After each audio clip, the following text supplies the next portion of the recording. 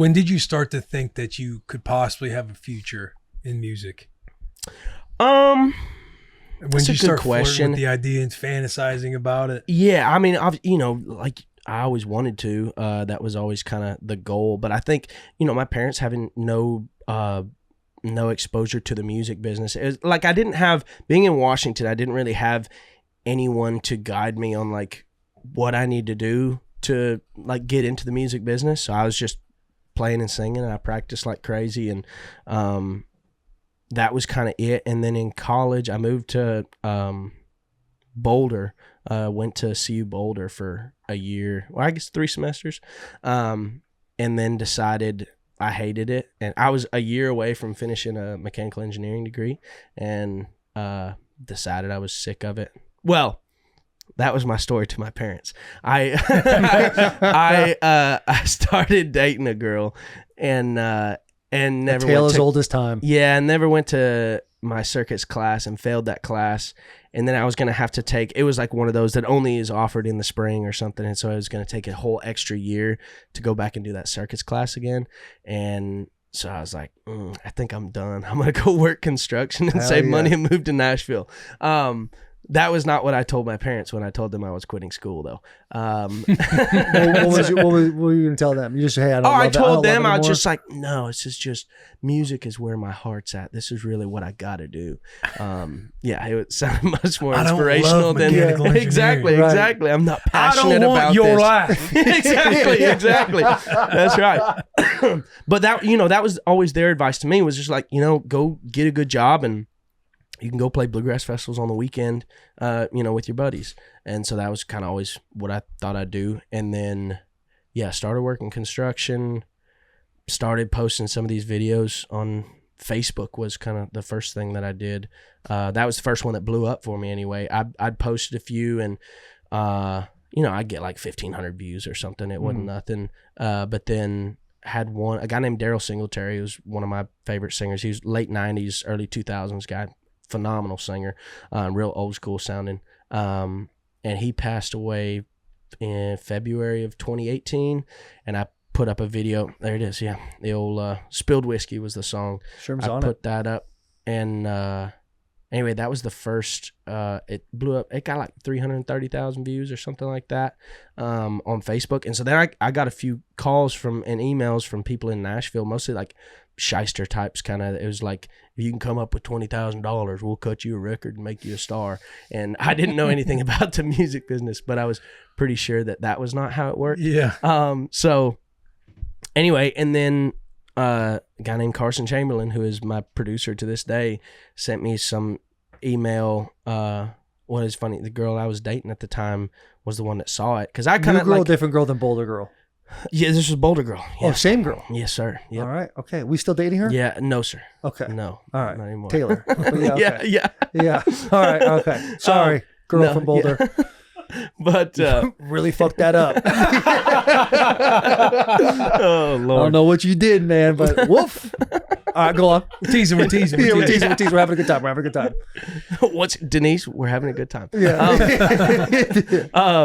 Yeah. Then, he sent some email and like didn't hardly say anything in it. He was just like, hey, my name's Carson Chamberlain. Been in the music business a while. I'm not much for tooting my own horn, but you can probably look me up if you want to. Give me a call sometime if you want to talk about working together. Anyway, and so my girlfriend texted me. She was like, "You remember this Chamberlain guy?" And none of those are Carson Chamberlain. He is the most underground, like, no. Oh yeah, there you go. There's a couple pictures. Yeah, that's old school Carson there. Yeah, this is You might be able 1935. to look me up. Yeah. What photo that's was probably the 80s or something, maybe 90s. Okay, but, so he's aged a bit since then. Yeah, oh yeah, there you go. There's a little All more right. recent one. Yeah, that's Okay. just a few years ago. Carson. Anyways, she's like, "You remember this Chamberlain guy?" I said, "Nah, not really." And she was like, "All right, I'm sending you a Wikipedia link right now. You're gonna want to call this guy back." Anyway, pulled up the link, and he was Keith Whitley's steel player and band leader, tour managed Alan Jackson for a few years, big producer on Mark Wills, Billy Currington, Easton Corbin, a bunch of guys that I was, a fan of already and stuff. And And so anyway, I was like, oh dang, well this guy might actually be legit. And he came about it a much different way too. He wasn't asking for money to go in and cut songs. He was like, man, let's see if we can be buddies, and then we'll see if we can work together after that. And so we spent, it's been, I started coming to town that fall of 2018. He would fly me in, let me stay at his house, set up co-writes for us. He was big time mentor and, kind of a father figure for me out here, as well. But anyway, started working with him. We wrote songs for, 4 years, I guess, before we ever put out that first record last year. He showed me the ropes on the music business, making records, everything. So that was kind of my first foot in the door where it was like, oh, if this guy thinks I got something, maybe I can, have a chance at making it in this business. So that's my long rambling answer to, I think we got to what your question was about. Honestly, dude, long rambling answers is exactly what we're looking for. That's what podcasts are about. If Will and I could just sit back and talk the whole time, that'd make it's way easier that way. So the family band had to break up. Yeah. Yeah, we all kind of... That's cool telling us about when you first got to Nashville. Let's talk about when you were a child again. Bring us back to that. So you're 8. Yeah. No, we kept that going till 17, I guess. Or I was 17 anyway. Yeah, so about 10 years we ran around and did that. And then, we were all, me and Maddie were moving off to college, and Jorm was still younger, staying back home. And so it was just kind of like, logistically wasn't going to happen anymore. And like I said before, they all grew up and got real jobs. Maddie's a veterinarian now. Lakin is a teacher. She's chair of the math department at Front Range Community College now. She's still in Boulder, actually. Her family and stuff. And then little brother's working for dad. So when you first make the step to get, you have the very touching conversation with your parents. Mechanics isn't in my life. I need to move to Nashville, Tennessee. Yeah. When you get to Nashville, how intimidating is that for you? Because when I get to Nashville, it's like, I'm a football player. I'm not in this massive world. Right.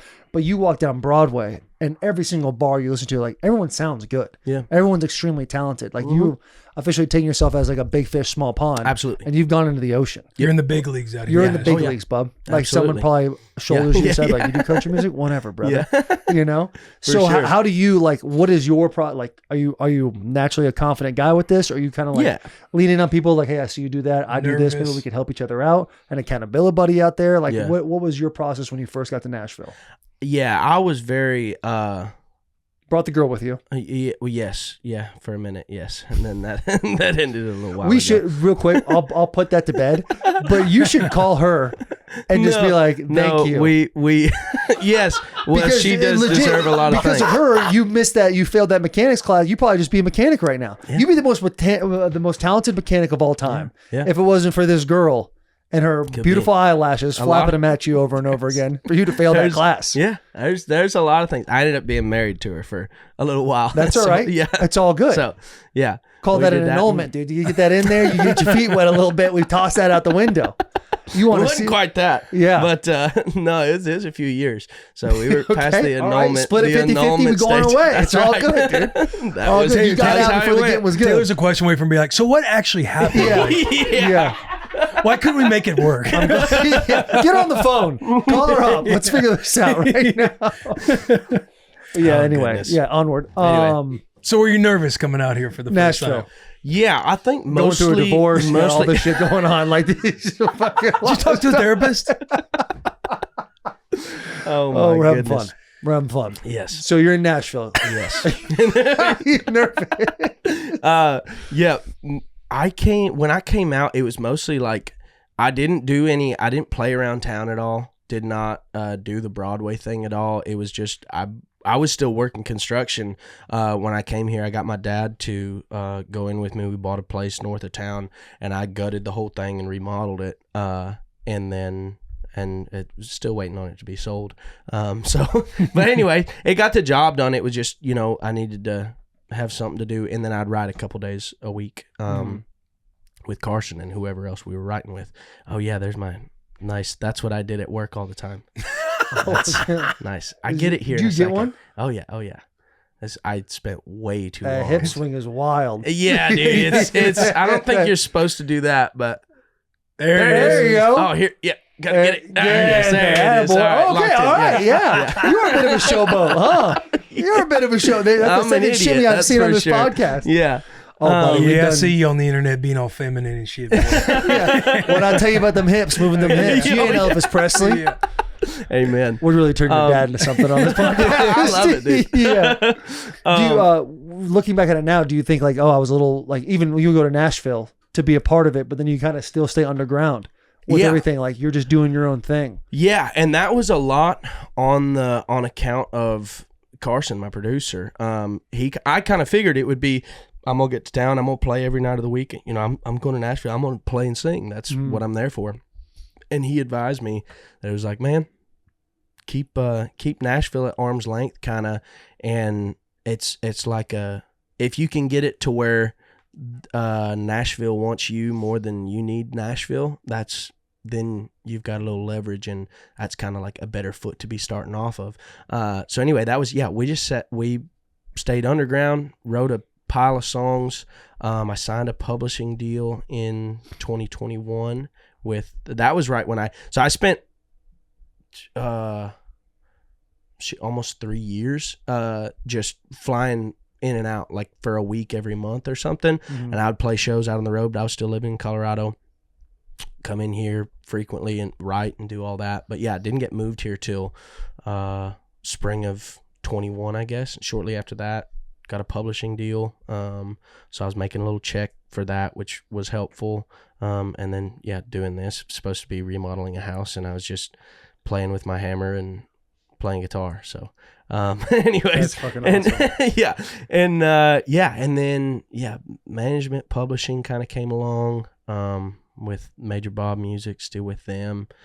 Tyler is a representative of management company, and Kyla over here, so they come along to make sure I don't say anything too stupid, let you guys know which comments of mine we need to cut. And I feel like you've said nothing wrong. Well, it's really me. Am I guessing that right? I'm trying to look at your eyes. I got bad eyes, I can't tell.